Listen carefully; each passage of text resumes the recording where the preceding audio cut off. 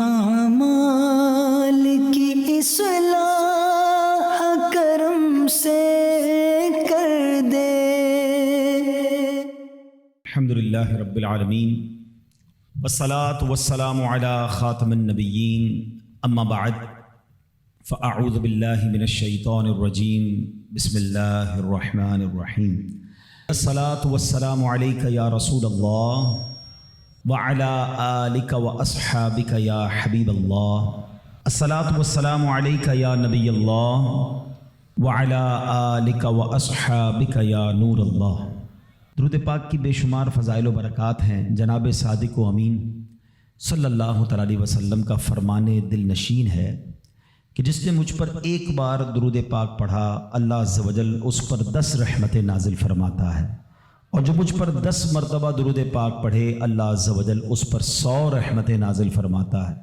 اور آقا فرماتے جو مجھ پر 100 مرتبہ درود پاک پڑھے، اللہ عز و جل اس کی دونوں آنکھوں کے درمیان لکھ دیتا ہے کہ یہ نفاق اور جہنم کی آگ سے آزاد ہے، اور اسے بروز قیامت شہداء کے ساتھ رکھے گا۔ 100 بار درود پاک پڑھنے میں کتنا وقت لگتا ہے، مگر انعام کتنا بڑا ہے کہ دونوں آنکھوں کے درمیان لکھ دیا جاتا ہے کہ یہ نفاق اور جہنم کی آگ سے آزاد ہے، اور بروز قیامت اسے شہداء کے ساتھ رکھا جائے گا۔ اللہ کریم ہم سب کو کثرت کے ساتھ درود پاک پڑھنے کی توفیق عطا فرمائے۔ آئیے مل کر محبت کے ساتھ بآواز بلند درود پاک پڑھ لیں۔ صلو علی الحبیب صلی اللہ تعالی علی محمد صلی اللہ علیہ وسلم۔ ایک بڑا ہی عظیم و شان اسلام کی تاریخ کا بڑا عجیب و غریب واقعہ پہلے میں آپ کو سناتا ہوں۔ جب ابتدائے اسلام تھا، خلفائے راشدین کا دور ہے، حضرت عمرو بن عاص رضی اللہ تعالیٰ عنہ نے جب مصر فتح ہوا تو ایک روز اہل مصر نے حضرت عمرو بن عاص رضی اللہ تعالیٰ سے عرض کی کہ حضور ہمارے یہاں دریائے نیل ہے، اور ایک ہماری بہت پرانی رسم ہے کہ جب تک اس کو ادا نہ کیا جائے تو دریا جاری نہیں رہتا ہے، دریا سوکھ جاتا ہے۔ انہوں نے کہا کہ کون سی رسم ہے؟ تو کہا کہ ہر سال ایک کماری لڑکی کو اس کے والدین سے لے کر بڑا عمدہ لباس اسے ہم پہناتے ہیں، بڑا تیار کرتے ہیں، زیورات پہناتے ہیں، اور پھر اس کو دریائے نیل میں ڈال دیتے ہیں، یعنی اس کو پانی میں ڈبو دیتے ہیں۔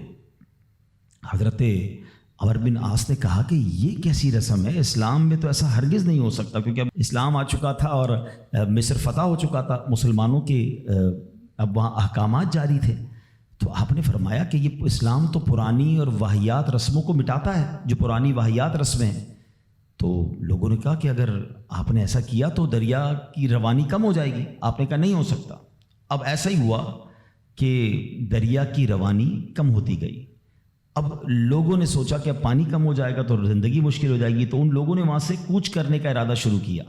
حضرت عمرو بن عاص نے اب امیر المومنین حضرت عمر فاروق رضی اللہ تعالیٰ عنہ کو خط لکھا اور عرض کی حضور ایسا ایسا معاملہ ہے، اور لوگ ایسی بری رسم چلاتے تھے، میں نے وہ رسم کا منع کر دیا کہ اسلام ان رسموں کی اجازت نہیں دیتا، مگر حضور اب تو پانی بھی کم ہونے لگ گیا ہے۔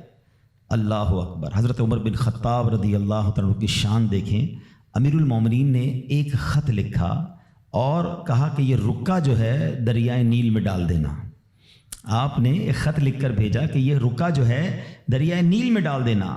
حضرت عمرو بن عاص کو جب وہ رکا پہنچا، وہ لیٹر پہنچا، تو آپ نے اس لیٹر میں کیا دیکھا کہ لیٹر میں لکھا تھا، اے دریائے نیل، اگر تو خود جاری ہوتا ہے تو نہ جاری ہو، اور اللہ کے حکم سے جاری ہوتا ہے تو میں واحد قہار عز و جل سے عرض گزار ہوں کہ تجھے جاری فرما دے۔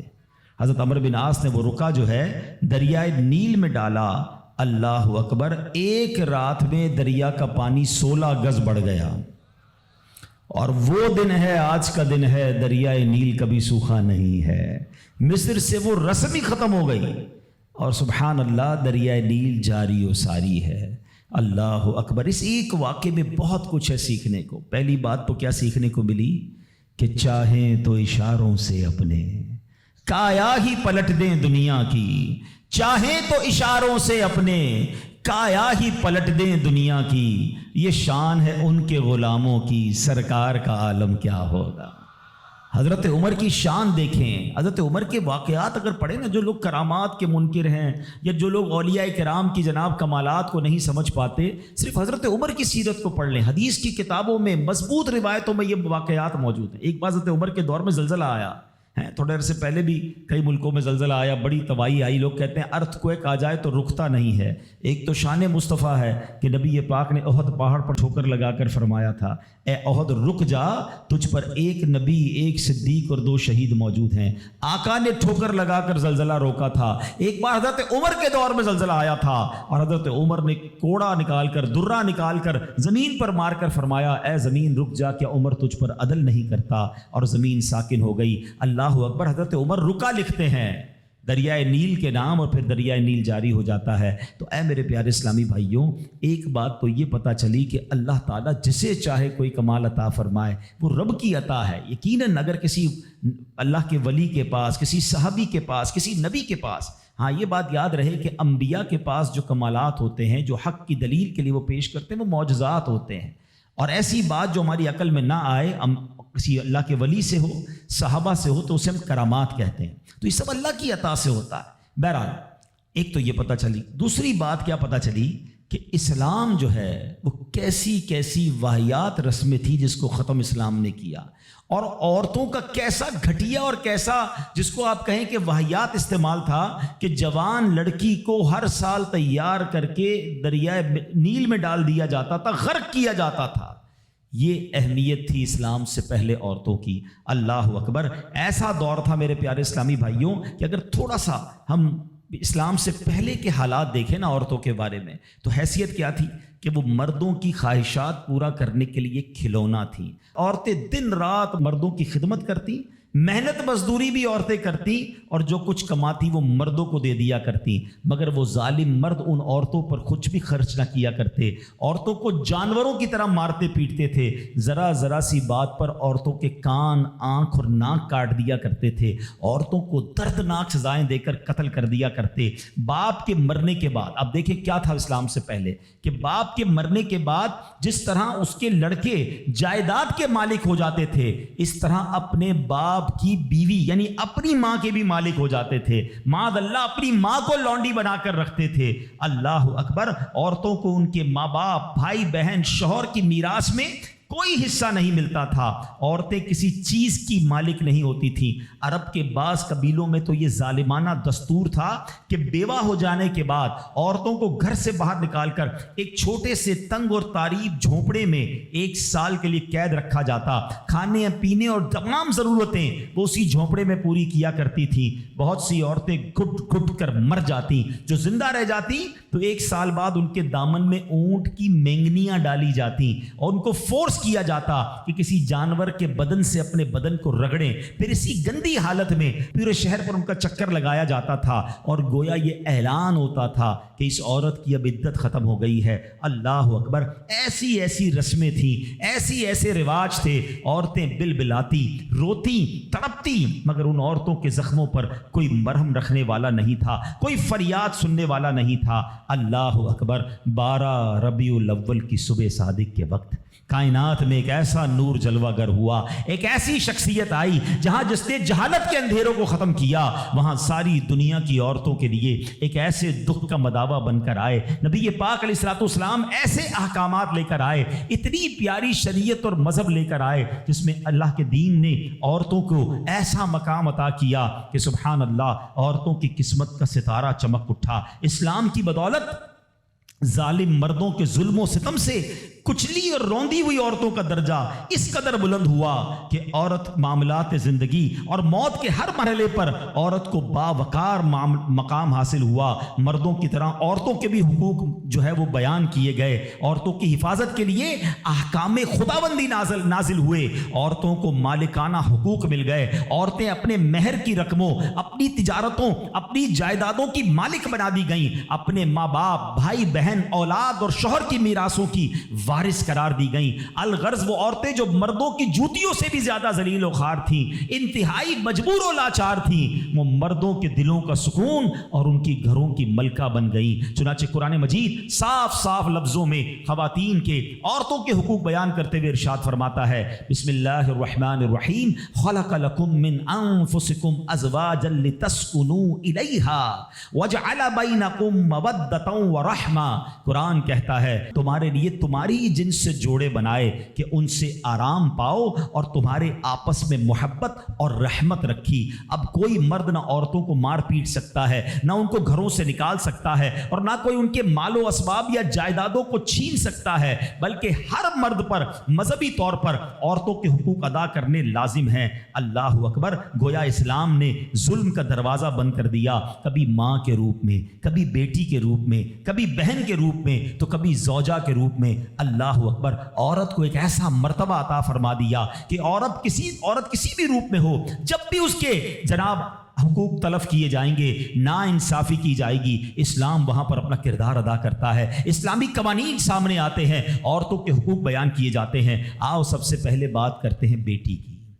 کتنی بڑی نعمت اسلام نے قرار دی, مگر آپ جانتے ہیں اسلام سے پہلے بیٹی کا حال کیا ہوتا تھا؟ اللہ اکبر. بیٹی کی پیدائش کو شرمندگی سمجھا جاتا تھا. کسی کے یہاں بیٹی پیدا ہو جائے وہ لوگوں کے سامنے آتا نہیں تھا, کئی مہینے تک چہرہ نہیں دکھاتا تھا. یعنی وہ سمجھتا تھا کہ میری بہت بڑی ذلت ہو گئی ہے کہ میرے یہاں بیٹی ہو گئی. اللہ اکبر. بیٹیوں کو زندہ درگور کیا جاتا تھا, بیٹی کو بھی مار دیا جاتا اور بیٹی کی وجہ سے اس کی ماں کو مار دیا جاتا تھا. اللہ اکبر. قرآن کیا کہتا ہے؟ سبحان اللہ. کیسا پیارا مذہب ہے, کتنا شاندار ہمارا دین ہے. اللہ کا کلام کہتا ہے وَإِذَا بُشِّرَ أَحَدُهُمْ بِالْأُنثَى ظَلَّ وَجْهُهُ مُسْوَدًّا وَهُوَ كَظِيمٌ. قرآن کہتا ہے جب ان میں کسی کو بیٹی ہونے کی خوشخبری دی جاتی ہے تو دن بھر اس کا منہ کالا رہتا ہے. يَتَوَارَى مِنَ الْقَوْمِ مِنْ سُوءِ مَا بُشِّرَ بِهِ, اور وہ غصہ کھاتا ہے اور لوگوں سے چھپتا پھرتا ہے اس بشارت کی برائی کے سبب سے. اللہ اکبر. ایمسکہ علی ہون ام یدسہ فی التراب, کیا اسے ذلت کے ساتھ رکھے گا یا اسے مٹی میں دبا دے گا؟ الا ساء ما یحکمون. ارے بہت ہی برا حکم لگاتے ہیں. اللہ اکبر. اب جناب ہوتا کیا تھا کہ بچیوں کو زندہ دفن کیا جاتا, مگر اس معاشرے میں ایسے لوگ بھی تھے جن کو اللہ نے کیسا نرم دل دیا تھا. حضرت صعصع, سنیے گا, حضرت صعصع بن ناجیہ رضی اللہ تعالیٰ عنہ کا معمول کیا تھا کہ وہ خود کہتے ہیں نبی پاک کی بارگاہ میں آ کر, حضور میں دیکھتا تھا کہ جب کسی کو گھر میں بچی پیدا ہوتی تھی اور اس کو وہ دفنانے کا ارادہ کرتا تھا, میں اس کے گھر جاتا, کہتا کچھ پیسے لے لو, بچی مجھے دے دو, دفنانا نہیں, میں اس کی کفالت کروں گا. کہتے حضور 360 بچیوں کو میں نے دفن ہونے سے بچایا, لیکن ایمان نہیں لایا تھا. 2 اونٹنیاں دی, 10 اونٹنیاں دی, بعض اوقات میں نے حاملہ 10 اونٹنیاں دے کر اور ایک اونٹ فدیہ دے کر بچیوں کو بچایا. حضور کیا میرے اس زمانے کا وہ عمل مجھے کوئی اجر دے گا؟ ایمان تو نہیں لایا تھا مگر یہ نیکی کر کے آیا ہوں. اللہ کے حبیب نے کتنا پیارا جواب دیا, فرمایا اجر تو تمہیں مل گیا نا, تم ایمان لے آئے. دیکھو اس نیکی کے سبب تمہیں اسلام مل گیا. اور سنو, ہم تو یہ کہیں گے صرف اسلام نہیں ملا بلکہ وہ تو صحابی بھی بن گئے. اللہ کے نبی کے دور میں ایمان لے آئے نا, پیارے آقا کی صحبت اختیار کر لی تو اللہ نے ایمان بھی دیا, صحابی بھی بنا دیا. لیکن میرے پیارے اسلامی بھائیوں, ایسا حال تھا کہ بچیوں کو پھینک دیا جاتا تھا. اب یہاں میں تھوڑی سی بات آج کے دور کی بھی کرنا چاہوں گا. ہم انشاءاللہ قرآنی احکام عورتوں کے بارے میں بھی سنیں گے اور ساتھ ساتھ اپنی تربیت بھی کرتے جائیں گے. ہم میں سے بہت سارے بیٹیوں والے ہوں گے, مگر کیا یہ خبریں نہیں آتی کہ بچی کی پیدائش کی وجہ سے ماں کو برا بھلا کہا جاتا ہے, گھروں میں جھگڑے ہیں معاذ اللہ. اب بھی یہ خبریں آتی ہیں کہ بچی پیدا ہوئی تو کچرا کنڈی پر پھینک دی گئی. یہ تو پھر سے ہم لگتا ہے اسی دور میں جا رہے ہیں. اسلام جو بچیوں کے حقوق لے کر آیا, اسلام جو بچیوں کو برا ماننے کے خلاف عمل کرنے کا ہمیں حکم دیتا ہے, بلکہ سنو حدیثیں کیسی ہیں. اے بچیوں والوں تمہیں مبارک ہو, اے بیٹیوں والوں تمہیں مبارک ہو. اپنی بیٹیوں کو کبھی برا نہ سمجھنا. نبی پاک علیہ الصلوۃ والسلام فرماتے ہیں جس شخص کے بیٹی ہو وہ اسے زندہ دفن نہ کرے, اسے ذلیل نہ سمجھے اور اپنے بیٹے پر اسے ترجیح نہ دے تو اللہ عز و جل اسے جنت میں داخل کر دے گا. ایک اور جگہ نبی پاک فرماتے ہیں اللہ اکبر. یہ حدیث تو میں کہتا ہوں ختم ہے نا, اس کے بعد الفاظ ہی نہیں بچتے. بہت ساری بیٹیوں کی فضیلت کی حدیث ہے, مگر یہ حدیث ادھر جا کے لگتی ہے, دل کو چھو لیتی ہے. سنو تو صحیح اس کے الفاظ کیا ہیں.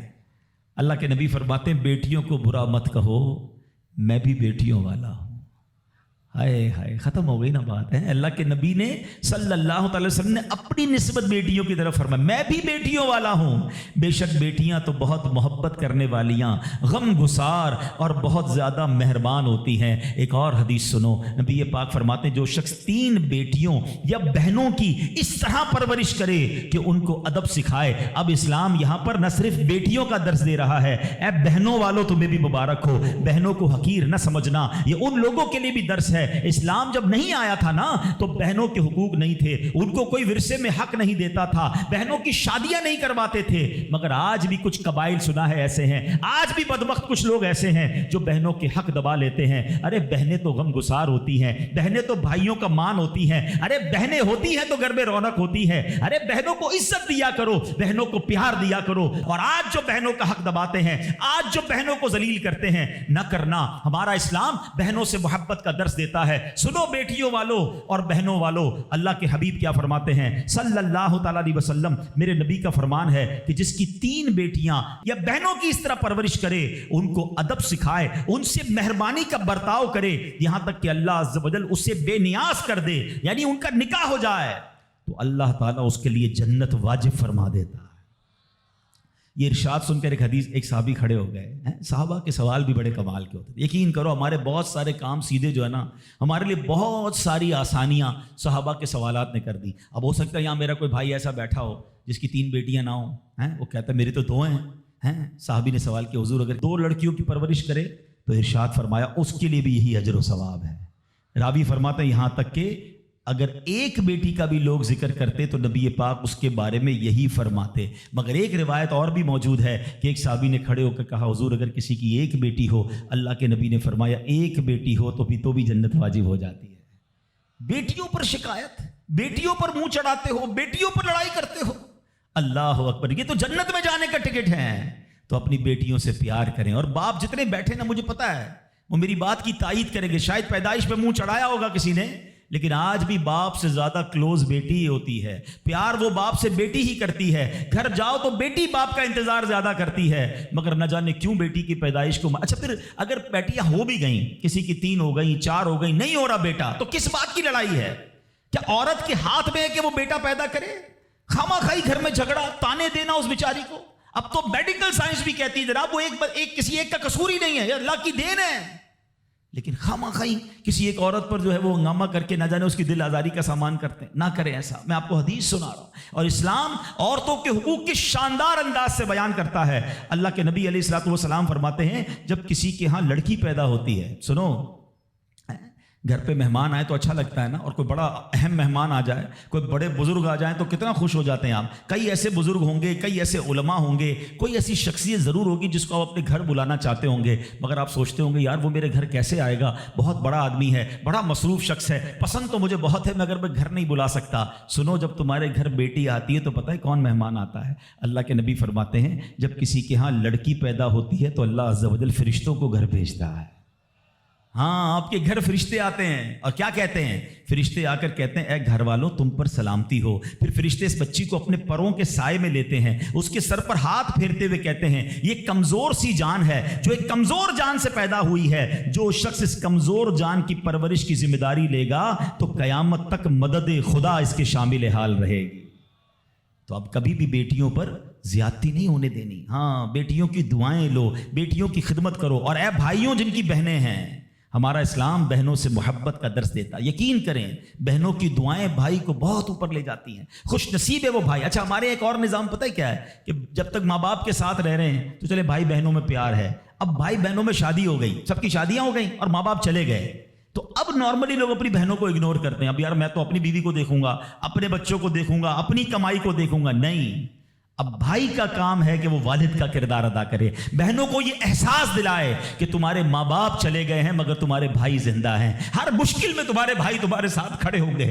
کبھی بہنوں کو یہ ریئلائز مت کرانا کہ وہ اکیلی کہیں کسی پرابلم میں ہو، تو وہ اکیلے میں سوچے کہ میرے ماں ہوتی تو میں کس سے ماں سے بات کر لیتی، باپ ہوتا تو میں باپ سے کہہ دیتی، بھائی کو کیا کہوں وہ تو سنتا ہی نہیں ہے ایسے بھائی آج بھی کہ بہنیں انہیں اپنا دکھ بھی شیئر نہیں کرتی ہیں، بلکہ بھائیوں کو پڑی ہی نہیں ہے بہن کدھر گئی۔ یہ مت کرنا. اگر تم اپنے ماں باپ کی روح خوش کرنا چاہتے ہو نا تو بھائی بہن جڑ کے رہو, بھائی بہنوں میں پیار رکھو. یہ پیسہ سب کچھ نہیں ہے. ارے جو کچھ میرے پاس ہے اگر میرے بھائی بہنوں پہ خرچ ہو جائے تو اس سے اچھی کیا چیز ہے. یہ یاد رکھے جو سوشل میڈیا پہ ہزاروں فرینڈ بنائے بیٹھے نا کہ میرے 5,000 فرینڈ تو میرے 10,000 فرینڈ, کسی دن بستر پر پڑو گے نا اسپتال میں تو اس بستر کے کنارے تمہیں تمہارے بھائی بہن ہی نظر آئیں گے. وہ سوشل میڈیا والا تمہارا جو سارے دن چیٹنگ جس کے ساتھ واٹس ایپ پہ لگے ہوئے ہو نا گروپ میں, کوئی نظر نہیں آئے گا. جب تمہارے گھر میں کوئی بچے کا پرابلم ہوگا رات آدھی رات کو اگر تمہارے گھر کوئی آ کے تمہیں دلاسا دے گا تو تمہارے بھائی بہن ہوں گے. میں کئی بار بیان میں ایک مثال دے چکا ہوں, چلو آج پھر دے دیتا ہوں, کاش یہ بات سمجھ آ جائے. یہ جو فیملی ہوتی ہے نا یہ تسبیح کی طرح ہوتی ہے, اور ہم نے دیکھا ہے کہ یہ جو ہے نا تسبیح کے اوپر والا حصہ یہ ماں باپ ہوتے ہیں. یہ ٹوٹ جائے نا, ماں باپ چلے جائیں, پوچھو ان سے جن کی ماں چلی گئی ہے, پوچھو ان سے جن کے والد چلے گئے ہیں. جب یہ چلے جاتے ہیں نا تو اپنے بھائی بہنوں کو جس طرح تسبیح کے دانے بکھرتے ہیں نا اس طرح بکھرتے دیکھا ہے. جب تک ماں باپ ہیں پہلے تو ان کی برکتیں لینا, اور جب یہ چلے جائیں نا تو یہ دانے بکھرنے مت دینا, جوڑ کے رکھنا اپنی فیملی کو. یہ فیملی یہی تو پیار ہے زندگی میں. تھوڑے سے پیسوں کے لیے بھائی بہن لڑتے ہیں, جائیداد کے لیے بھائی بہن لڑتے ہیں, تھوڑے کاروبار کے لیے لڑتے ہیں. ارے قربان کر دو, کوئی بات نہیں, بھائی کو تھوڑا زیادہ چلا جائے, بہن کے میری بہن کے گھر میں ہی جا رہا ہے نا, یہ تیرا ہے یہ میرا ہے, نہ کیا کرے. یہ گھر کی محبتیں آپ کو بہت ساری بیماریوں سے بچاتی ہیں. حدیث پاک میں آتا ہے جس کا مضمون ہے جو چاہتا ہے کہ اس کی زندگی میں اضافہ ہو جائے, عمر میں اضافہ ہو جائے, بری موت سے بچے, اسے چاہیے کہ وہ صلہ رحمی کرے. صلہ رحمی کیا ہے؟ اپنے رشتہ داروں کے ساتھ اچھا سلوک. اور رشتہ داروں میں the closest family member جو ہے وہ بھائی بہن ہیں, وہ ماں باپ ہیں, بیوی بچے ہیں. ارے ان کو چھوڑ کر دنیا سے محبتیں جتا رہے ہو؟ نہیں میرے پیارے اسلامی بھائیوں, تو اپنی بچیوں کے ساتھ اور اپنی بہنوں کے ساتھ بالخصوص اچھا سلوک کرنا. خوش نصیب ہے وہ بھائی جو بہنوں کا مان ہے, خوش نصیب ہے وہ جو والد جو اپنی بچیوں کے ساتھ اچھا برتاؤ کرتا ہے. اور میں نے خود دیکھا ہے, آپ نے بھی دیکھا ہوگا, میں نے دیکھا ہے, بلکہ میں نے ایک طرح سے انٹرویو لیا ہے ایک رشتہ دار کا کہ یار آپ کی 4 بیٹیاں ہیں 3 بیٹیاں ہیں. کہتا ہے یار جب سے بیٹیاں آئی ہیں پتہ نہیں رزق کدھر سے آ رہا ہے. بیٹیاں تو کیا آئی ہیں, اللہ نے رحمت کے دروازے کھول دیے ہیں, کیونکہ اس نے منہ نہیں چڑھایا. کچھ ہوں گے ایسے بیٹیوں والے جن کا ہاتھ تنگ ہوگا, تو غور کرو جب بیٹی ہوئی تھی تو شکر کیا تھا یا شکوہ کیا تھا؟ اللہ نے تو بھیجی تھی رحمت تمہارے گھر پہ, تم نے اس وقت بھی اللہ کو ناراض کیا, بیوی کو گالیاں دی, ہنگامہ کیا, اب کہتے ہو رحمت نہیں آ رہی. تم نے تو کتنی ناشکری کر لی. اگر تم سجدہ شکر ادا کرتے, اللہ کی بارگاہ میں راضی رہتے, اللہ بیٹیاں تو دیتا مگر تم پر رحمت کے اور دروازے بھی کھول دیتا. اور ہم نے دیکھا ہے لوگوں کے رزق کو بڑھتے ہوئے. تو کبھی بیٹی کی پیدائش پر آپ نے منہ نہیں چڑھانا ہے, ہاں نہ اپنی زوجہ کو تانے دینے ہیں. اور بیٹیوں کا خیال رکھیں, بہنوں کا خیال رکھیں. اور آگے چلتے ہیں اسی طرح. اچھا, نبی پاک کا انداز اپنی بہن کے ساتھ کیا تھا؟ اللہ کے حبیب علیہ الصلوۃ والسلام کی ایک دودھ شریک بہن تھی, حضرت شیما, رضائی بہن تھی نبی پاک کی. اب پیارے آقا کس طرح ان کے ساتھ برتاؤ کرتے تھے کہ ایک بار آپ علیہ الصلوۃ والسلام کی بارگاہ میں جب بہن حاضر ہوئی نا تو نبی پاک ان کی تشریف آوری پر کھڑے ہو جایا کرتے, اپنی بہن کی آمد پر ان کی دل جوئی فرماتے, ان پر خوب نوازشیں فرماتے. ایک بار پیارے آقا علیہ الصلوۃ والسلام نے اپنی مبارک چادر بچھائی اور اپنی بہن سے پتہ ہے کیا کہتے ہیں؟ مانگو تمہیں عطا کیا جائے گا, سفارش کرو تمہاری سفارش قبول کی جائے گی. بہن جانے لگی تو نبی پاک نے ایک لونڈی یعنی ایک اس کو خادمہ بھی دے دی اور 2 اونٹ بھی عطا فرما دیے. اچھا, اپنی بیٹی کے ساتھ کیا برتاؤ ہے نبی پاک کا؟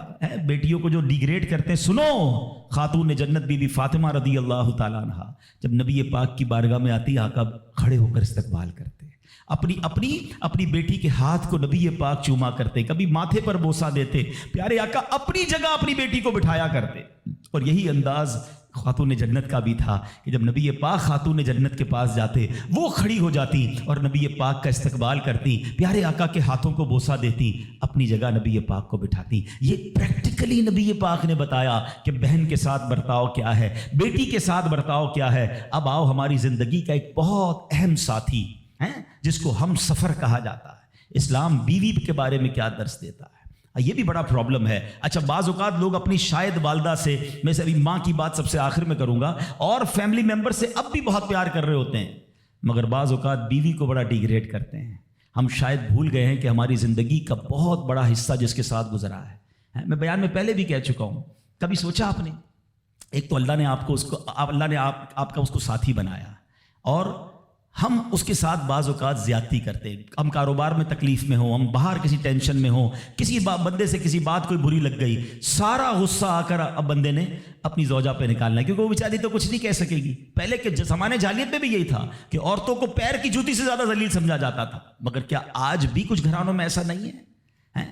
آج تک میں ویسے سوال کرتا ہوں, شاید غالب گمان ہے کہ جو یہاں ازواج والے, زوجہ والے بیٹھے, شادی شدہ بیٹھے, ہماری زوجہ کی شاید ہر دعا میں ہم ہوتے ہیں. ہم اپنی بیوی کے لیے کتنی دعا کرتے ہیں, غور کیجیے.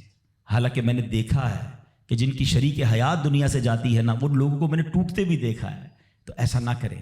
جس طرح وہ آپ کے لیے محبت کا اظہار, دعاؤں کی آپ کی خدمت گار ہے, آپ بھی اس کے لیے اچھا برتاؤ کریں. اور نبی پاک کا کیا انداز تھا. میں تو آج اسلام کی, شریعت کی, اللہ کے نبی کی بات کرنے آپ کے سامنے آیا ہوں. اللہ کے حبیب علیہ الصلوۃ والسلام سے سوال کیا گیا کہ حضور آپ کو دنیا میں سب سے زیادہ پسند کون ہے؟ پوری کائنات میں آپ کو سب سے زیادہ پسند کون ہے؟ اللہ کے حبیب نے فرمایا عائشہ. نبی پاک نے اپنی زوجہ کا نام لیا. پھر فرمایا ان کے والد حضرت ابوبکر صدیق رضی اللہ تعالیٰ عنہ. پھر نبی پاک گھر اپنی ازواج کے ساتھ کیا انداز ہوتا تھا, گھر کا سودا سلف لے کے جاتے, کھانے پینے میں ہاتھ بٹاتے, محبت اور پیار کا اظہار فرماتے. سافٹ ماحول تھا گھر کے اندر. ہمارے گھر میں ایسا ماحول ہے نہیں میرے پیارے اسلامی بھائیوں. ہمیں یہ سوچنا ہے کہ ہمیں اپنے گھر والوں کے ساتھ کیا انداز اختیار کرنا ہے. نبی پاک علیہ الصلوۃ والسلام فرماتے ہیں کہ اسلام سے پہلے, بلکہ بخاری شریف کی حدیث بتاتا ہوں, اسلام سے پہلے مال کے لیے جانوروں اور دوسرے ساز و سامان کے ساتھ ساتھ بیوی کو بھی رہن رکھوا دیا جاتا تھا. جیسے پیسے کوئی رہن رکھواتا تھا نا, بیوی بھی ایک مال کی طرح تھی, لوگ گروی رکھوا دیتے تھے اپنی بیوی کو. یہ اسلام سے پہلے بیویوں کا حال تھا. اللہ اکبر. اسلام نے نکاح کے ذریعے عورت کو مرد کے آدھے ایمان کا محافظ قرار دے دیا. قرآن کہتا ہے وعاشروہن بالمعروف, ان سے اچھا برتاؤ کرو. اسلام نے بیویوں کے ساتھ اچھا برتاؤ کرنے والے کو سب سے بہترین قرار دیا. اللہ اکبر. خواتین تو میں کہتا ہوں, میں یہاں انشاءاللہ اس بات کو بھی, اگر واقعی عقل مند خواتین اس بیان کو سنیں گی تو وہ جو مسکنسپشن پیدا کیا جاتا ہے کہ جناب اسلام میں عورتوں کو آزادی نہیں ہے, جناب اسلام میں عورتوں کے لیے گھٹن ہے. اللہ اکبر. ذرا پہلے اسلام سے پہلے کے حالات پڑھو اور اس کے بعد اسلام کے آنے کے بعد عورتوں کو کیا شاندار مقام میرا دین دیتا ہے. اللہ کے نبی نے دا بیسٹ لوگوں کی جب مثال بیان کی, بہترین لوگوں کی مثال بیان کی, تو نبی پاک فرماتے ہیں, ترمذی کی حدیث ہے, سب سے بہتر وہ ہے جو اپنے اہل کے لیے بہتر ہو, یعنی اپنی فیملی کے لیے بہتر ہو. اور آقا فرماتے سنو میں تم سب سے زیادہ اپنے اہل کے لیے بہتر ہوں. نبی پاک سب سے زیادہ اپنی فیملی کے لیے بہتر. نبی پاک علیہ الصلوۃ والسلام سے ایک شخص نے پوچھا حضور شوہر پر بیوی کا کیا حق ہے؟ تو آپ نے فرمایا جب وہ کھائے, یعنی شوہر کھائے تو بیوی کو کھلائے, جب لباس پہنے اسے بھی پہنائے, اس کے چہرے پر نہ مارے, اسے بدصورت نہ کہے, اور اگر سمجھانے کے لیے اس سے علیحدگی کرنی پڑے تو گھر میں ہی علیحدگی کرے. اللہ اکبر. ایک بار حضرت عمر فاروق رضی اللہ عنہ کی بارگاہ میں, سنیے گا بڑا دلچسپ واقعہ. سیدنا عمر فاروق کا کتنا بڑا نام ہے, آپ کے جلال کی, آپ کی عدالت کی مثالیں دی جاتی ہیں. بڑے بڑے لوگ آپ کے سامنے تھر تھر کانپتے تھے. حضرت عمر کا حال یہ تھا, آپ کا گھر میں انداز کیا تھا کہ ایک شخص آیا کہ میں حضرت عمر کے پاس جاؤں اور بتاؤں میری بیوی جو ہے مجھ سے اس طرح بات کرتی ہے, اور میرا وہ انداز نہیں ہوتا جو شوہر کے سامنے ہونا چاہیے. ہوتا ہے گھروں میں, ہو جاتا ہے. تو حضرت عمر کے دروازے پر پہنچا نا, تو اندر سے اسے سیدنا عمر فاروق رضی اللہ تعالیٰ عنہ کی زوجہ ام کلثوم رضی اللہ تعالیٰ عنہ کی ناراضگی کی عالم میں گفتگو کرتے ہوئے سنا. وہ حضرت عمر سے بات کر رہی تھی. تو وہ شوہر سوچنے لگا کہ میں تو اپنی بیوی کی شکایت لے کر آیا تھا, حضرت کے تو گھر کا بھی معاملہ ہی ایسا ہی ہے. تو وہ کہتے میں واپس ہونے لگا. حضرت عمر نے بلا لیا, کیوں آئے تھے؟ تو کہا کہ میں تو حضرت اپنی بیوی کی شکایت کرنے آیا تھا, مگر میں آپ کے دروازے پر آیا, آپ کے گھر کا ماحول دیکھا تو میں سمجھ گیا ہم دونوں ایک ہی معاملے میں ہی ہیں, آپ کا بھی ویسا ہی حال ہے. اب حضرت عمر نے جو ان کی تربیت فرمائی نا, آپ نے فرمایا میری بیوی کے مجھ پر چند رائٹس ہیں, چند حقوق ہیں, مجھے اس سے چند فائدے حاصل ہوتے ہیں جس کی بنا پر میں اس سے درگزر کرتا ہوں. پہلا یہ کہ یہ میرے لیے جہنم کی آڑ ہے, میرا دل اس کی وجہ سے حرام کاموں سے بچا رہتا ہے. نمبر 2, جب میں گھر سے نکل جاتا ہوں یہ میری خزانچی بن جاتی ہے, یعنی میرے مال کی نگہبان بن جاتی ہے, میری دھوبن بن جاتی ہے, میرے کپڑے دھوتی ہے, میرے بچے کی پرورش کرتی ہے, میرے لیے روٹیاں اور کھانے پکاتی ہے. تو وہ شخص کہتا ہے یہ سارے فائدے تو مجھے بھی اپنی بیوی سے حاصل ہیں, تو میں تو کبھی درگزر سے کام نہیں لیتا. وہ مجھے کہتی, میں اسے لڑنا شروع کر دیتا ہوں. کہتا آج آپ کی بات سے نصیحت مل گئی, اب میں اپنی بیوی کی چھوٹی ماٹی باتوں کو میں بھی درگزر کر دوں گا. کتنی پیاری بات بتائی. ہم وہ ساری باتیں بھول جاتے ہیں, ایک غلطی پر پکڑ لیتے ہیں, ایک غلطی پر ڈانٹتے ہیں. ہر غلطی پر جناب ایسا نہیں ہوتا, ہر غلطی کی سزا سزائے موت نہیں ہوتی ہے. ہم غلطیاں نہیں کرتے. اگر جس طرح ہم اپنی بیوی کو اور غلطی پر ڈانٹتے وہ ڈانٹنا شروع کر دے پھر کیا حال ہوگا؟ تو ایسا نہ کرے. وہ بھی دل رکھتی ہے. ہم نے کسی انسان سے شادی کی ہے, کمپیوٹر سے نہیں کی, ٹھیک ہے نا. تو کمپیوٹر بھی آج کل وائرس آ جاتا ہے, تو وہ تو انسان ہے, غلطی ہو گئی, کوئی بات نہیں. تو سبحان اللہ, اتنا پیارا مذہب ہے. اور اب آؤ, اسلام نے عورت کو جو ایک اور روپ دیا ہے, ایک اور مقام دیا ہے, اور وہ مقام ماں کا مقام دیا ہے. اور ماں کے قدموں تلے جنت فرمایا. ماں کا کیا مقام دیا کہ ماں کو محبت کی نگاہ سے دیکھ لو تو حج مقبول کا ثواب ہے. اچھا, اسلام کی تعلیمات کی جو بنیاد ہے, جو ماخذ ہے, جو مرجع ہے, جس کے ذریعے سے سمجھے علم و فضل کی نہریں جاری ہوتی ہیں, وہ کون سی کتاب ہے؟ وہ قرآن مجید ہے. قرآن مجید کی سب سے بڑی سورت کون سی ہے؟ سورہ بقرہ. اب ذرا سمجھیے گا ماں کا مقام کیسا. قرآن پاک کی سب سے بڑی سورت سورہ بقرہ. اور سورہ بقرہ, بقرہ کس کو کہتے ہیں؟ گائے کو.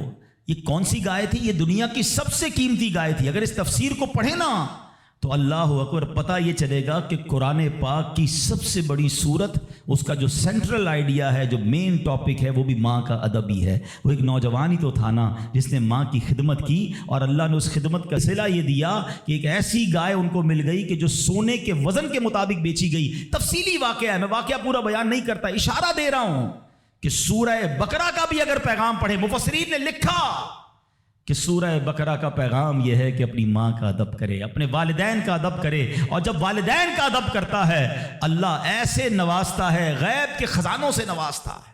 اور ماں کی دعائیں, اللہ اکبر. حضرت بایزید بستامی کتنے بڑے اللہ کے ولی ہیں, آپ کے بارے میں آتا ہے کہ ایک بار سردی کی راتیں تھی, ماں کے لیے ماں نے پانی مانگا.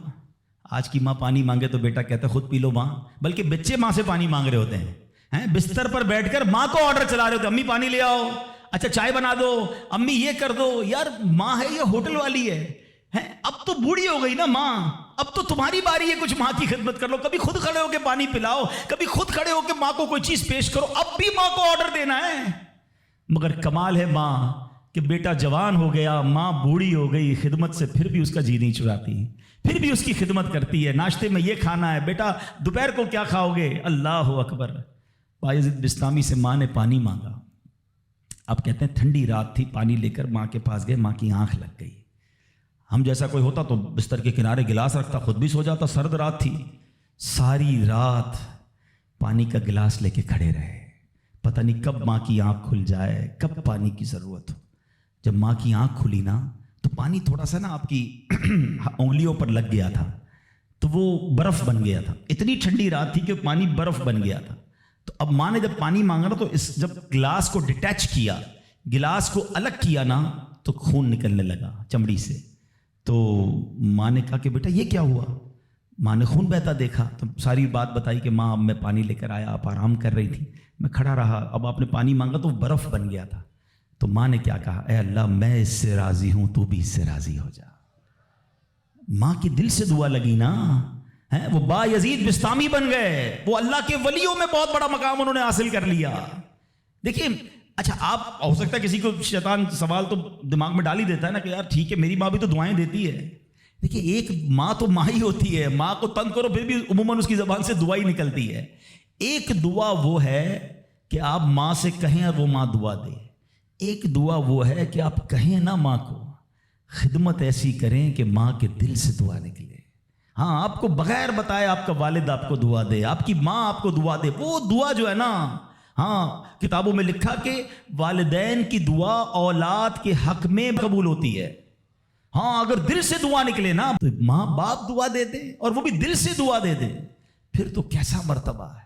اور سبحان اللہ, ماں باپ کے بارے میں کتابوں میں یہاں تک لکھا کہ بیٹا باپ کے ساتھ ایسے رہے جیسے غلام آقا کے ساتھ رہتا ہے.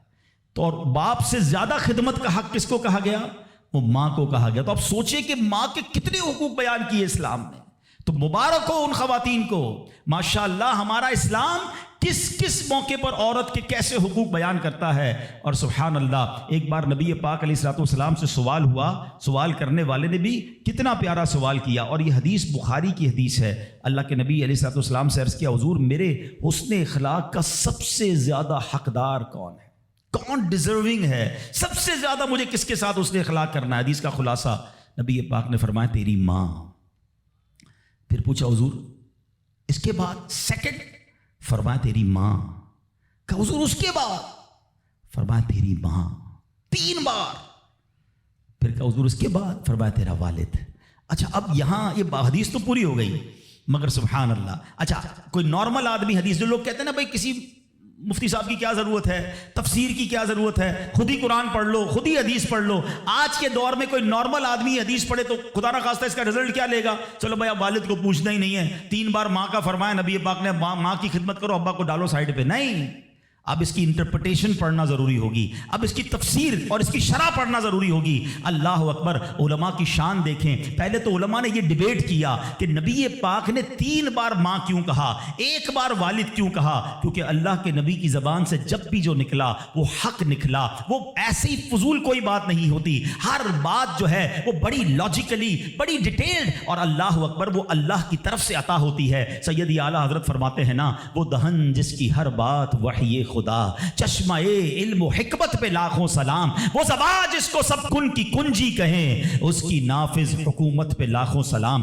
علماء کہتے ہیں 3 بار جو ماں کہا ہے نا، ایسے ہی نہیں کہا. ماں کے بچے پر 3 احسان ہیں. نمبر 1، ماں بچے کو پہلے 9 ماہ اپنے پیٹ میں پالتی ہے، اس کی جسم میں کتنی تبدیلیاں ہوتی ہیں، کتنی تکلیفیں وہ اٹھاتی ہے. نمبر 2، جب پیدائش ہوتی ہے، رائٹ دا ٹائم آف پیدائش، وہ بالکل موت کے قریب سے ہو کر آتی ہے، شدید درد اور ایسی کیفیت ہو جاتی ہے کہ کئی لوگ دنیا سے چلے بھی جاتے ہیں. اور تیسری ماں مہربانی کیا کرتی ہے کہ اپنے بچے کو پھر پالتی ہے. فرمایا ماں 3 احسان کرتی ہے بچے پر، اس لیے 3 بار ماں کہا. اور ان تینوں احسانوں میں والد ایک احسان کرتا ہے، وہ بچے کو پالتا ہے، اس لیے 1 بار والد کہا. سبحان اللہ، ایک لفظ حکمت بھرا ہے. اب علماء کہتے ہیں اس حدیث کا مطلب یہ ہوگا کہ عزت والد کی زیادہ کرے گا اور خدمت ماں کی زیادہ کرے گا، یعنی والد کا بھی احترام ہے. اللہ اکبر، یہ ہماری شریعت ہے. تو سبحان اللہ، آج میرے جو بیان کا موضوع ہے کہ اسلام عورت کا کیسا مقام بیان کرتا ہے، ہر روپ میں عورت کے حقوق کو جو ہے وہ سیف کرتا ہے، اس کے حقوق کو بیان کرتا ہے اور اس پر ظلم و ستم سے بچاتا ہے. تو سبحان اللہ، ہم یہاں جتنے بھی بیٹھے ہیں، کسی کے گھر میں بیٹی ہوگی، کسی کے گھر میں بہن ہوگی، کسی کے گھر میں زوجہ ہوگی، کسی کے گھر میں ماں ہوگی. ان تمام روپ میں ہمیں خواتین کے ساتھ اچھا برتاؤ کرنا ہے. اور اب جو مجھے مائیں سن رہی ہیں، میں ان سے بھی عرض کروں گا کہ اگر ماں باپ نیک ہوں تو اولاد پر اس کا کتنا خوبصورت اثر پڑتا ہے. شیخ عبد القادر جیلانی 5 سال کی عمر ہے، مدرسے جاتے ہیں، قاری صاحب نے کہا پڑھو بسم اللہ. آپ نے بسم اللہ الرحمن الرحیم پڑھ کر زبانی 18 پارے سنا دیے. قاری صاحب حیران ہیں، پہلی بار بچہ مدرسے آیا ہے، 18 پارے کیسے یاد کر لیے؟ کہا اور بھی تو پڑھو نا. کہا اتنے یاد ہیں. کہاں سے یاد کیے؟ کہ میری ماں 18 پاروں کی حافظہ تھی، میں ماں کے پیٹ میں تھا، وہ تلاوت کرتی تھی، میں پیٹ میں قرآن یاد کر لیتا تھا. اچھا یقیناً غوث پاک کی کرامت ہے، یہ آج کے دور میں پاسبل ایسے ہم جیسے لوگوں کے لیے پاسبل نہیں نظر آتا. لیکن ایک بات تو ہے نا کہ وہ تلاوت کرتی تھی، دودھ پلاتے وقت تلاوت کرتی تھی. سیدہ فاطمہ رضی اللہ تعالیٰ عنہ کے بارے میں بھی آتا ہے کہ خاتون جنت حسنین کریمین کو جب دودھ پلاتی یا جھولا دیتی تھی، انہیں قرآن سناتی تھی. آج ہم کیا کرتے ہیں، چھوٹے بچے کو بھی موبائل پکڑا دو، ہر کھلونے میں میوزک، اسٹارٹ سے ہی اس کو میوزک کا عادی ہم بنا رہے ہیں. تو میری مائیں، میرے بھائی، اگر آپ اپنے بچوں کو نیک دیکھنا چاہتے ہیں تو غوث پاک کی سیرت سے سیکھو کہ ماں باپ نیک تھے، اللہ نے اولاد کو کیسا بنا دیا. تو اگر میں اور آپ چاہتے ہیں، آج بیان تو ہو رہا ہے نا کہ ماں کے ایصال ثواب کرنا ہے، ماں کی خدمت کرنی ہے، لیکن بچے کو دین کے قریب لاؤ گے تو آپ کی خدمت کرے گا نا. آج کل تو دنیا کے اتنا حوالے کر دیا ماں باپ نے کہ بعد میں خود اپنے بچوں سے ڈر لگ رہا ہوتا ہے. ارے باپ رے باپ، میرا بچہ بڑا آفیسر ہے، میرا بچہ بڑا ڈگری ہولڈر ہے، وہ فلاں ادارے میں کام کرتا ہے، اس کو برا لگ جائے گا. ارے تف ایسی اولاد پر جس سے ماں باپ بات کریں تو انہیں ڈر لگے کہ بیٹے کو برا لگ جائے گا. اپنے بیٹے کو دیندار بناؤ، انشاءاللہ اگر آپ کا بیٹا صحیح معنوں میں دیندار بن گیا، عالم بنا، مفتی بنا، یا بے شک اچھی کتابیں پڑھ کر، قرآن و حدیث پڑھ کر اچھا مبلغ بن گیا، اس بیٹے کو ڈر لگے گا کہیں ماں باپ کو برا نہ لگ جائے. یہ فرق ہوتا ہے. بچہ دین سیکھے تو اب بچہ ماں باپ کا ادب کرتا ہے. تو بہرحال اگر ہم چاہتے ہیں کہ ہماری اولاد ہماری زندگی میں بھی ہماری فرما بردار رہے اور ہمارے مرنے کے بعد بھی ہمارے لیے صدقہ جاریہ بنے, تو ہمیں خود بھی نیک بننا ہوگا اور اپنے بچوں کو نیک ماحول سے وابستہ کرنا ہوگا. سبحان اللہ. غوث پاک رضی اللہ تعالیٰ کی سیرت کو دیکھیں. ماں کو کہتے ہیں ماں بغداد جانا ہے. کیوں جانا ہے؟ گھومنے پھرنے نہیں, علم دین سیکھنے. کیسی ماں تھی؟ آپ کہتی بیٹا جاؤ, اب محشر کے دن ملاقات ہوگی. یہاں تو 3 دن کے قافلے میں لوگ نہیں بھیجتے اپنے بچوں کو. آپ پکنک کے لیے بھیج دیں گے دوستوں کے ساتھ. ہم نے دیکھا کچھ لوگوں کے بچوں دین کی طرف آنے لگے, ان کو روکا, اب بعد میں وہی بچہ جب نشے اور برے کاموں میں پڑ گیا تو باپ سر پکڑ کے بیٹھا ہے کہ یار میں نے دین سے تو دور رکھا, اب ایسی صحبت مل گئی کہ بچہ ہی ہاتھ سے چلا گیا. اپنے بچوں کو اب تم دعوت اسلامی کے مدنی ماحول میں یہ اجازت بھی مل گئی ہے کہ والد اپنے بچے کو خود مدنی قافلے میں بھی لے کر آ سکتا ہے. پہلے ہم نے ایک ایج لمٹ رکھی تھی, مگر والد یا بڑے بھائی کے لیے اجازت ہے کہ اپنے چھوٹے بیٹے کو یا چھوٹے بھائی کو بھی وہ مدنی قافلے میں لائے.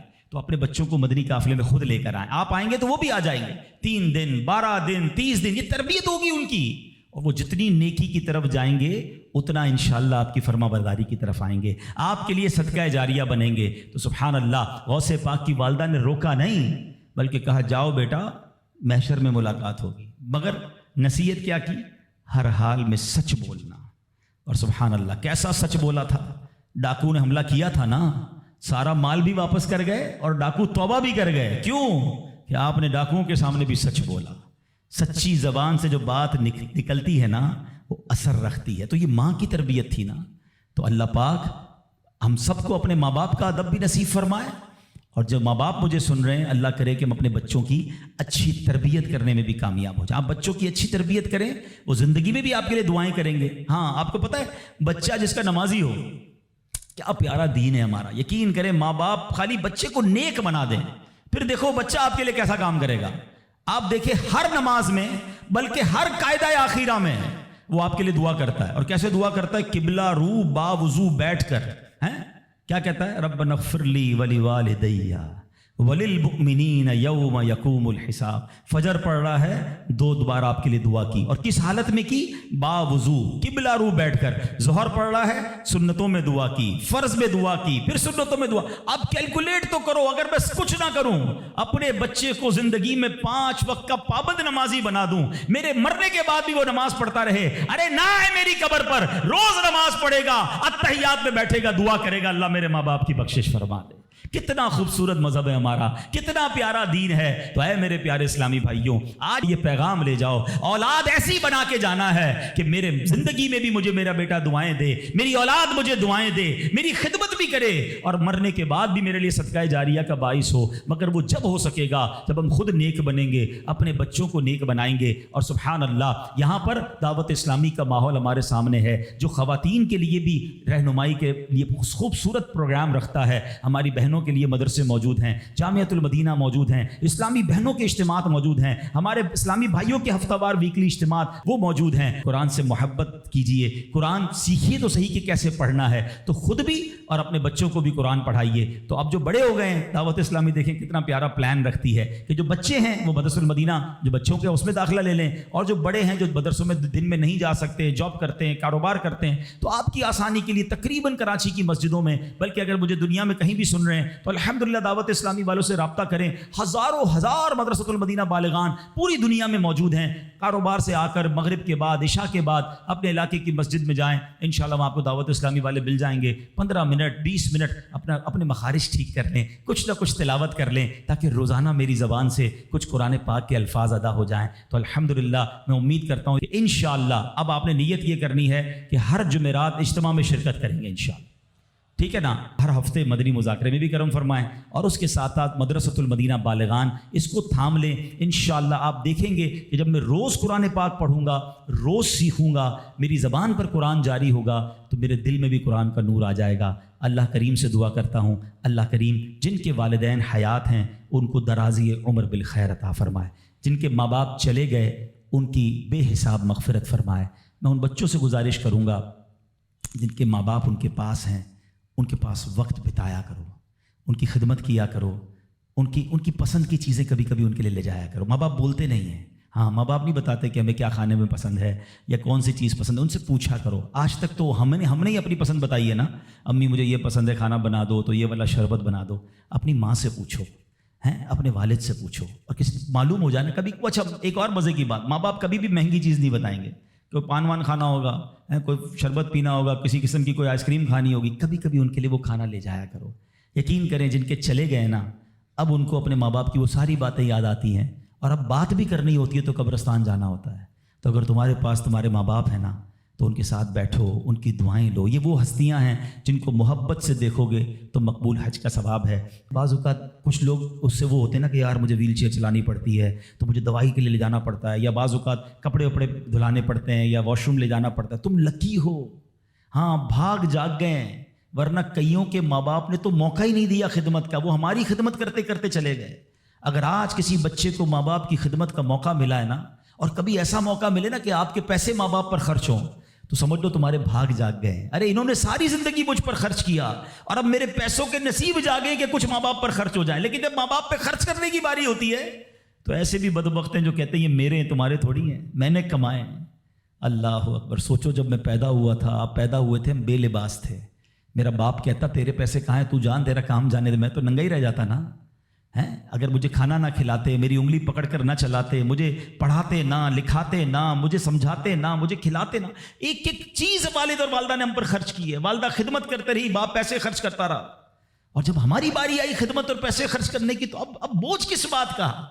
وہ ریٹرن تو دے ہی نہیں سکتے ہم جو انہوں نے ہم پر کیا. لیکن اگر موقع ملا ہے نا تو خدمت سے جی نہ چرانا. میرے اعمال کی اصلاح کرم سے